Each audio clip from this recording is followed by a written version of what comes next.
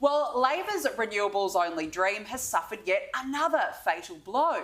Energy prices soared across the country in the September quarter compared to the previous year because of increased reliance on gas, hydro and batteries.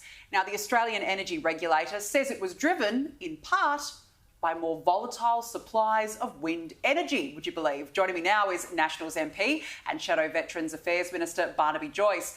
Barnaby, I thought that Chris Bowen told us that energy would be cheaper with renewables, and yet it's gone in the other direction, clearly.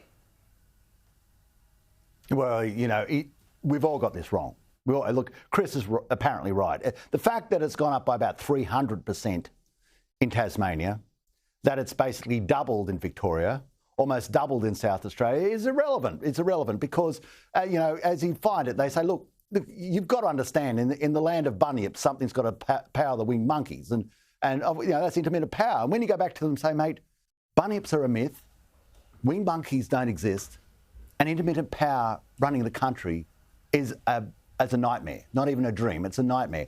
And the cost of living, look what it's doing, is smashing people. And when's this cult-like attachment to this ridiculous idea that you're going to run Australia on intermittent power, euphemistically called renewables, nothing renewable about them, farms, God knows what's farming about them.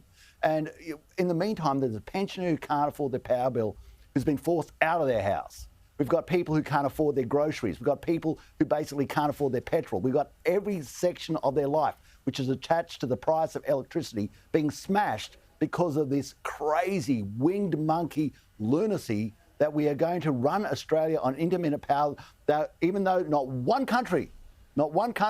Western country on the planet, away from people who used to live in the caves, can run their economy on intermittent power.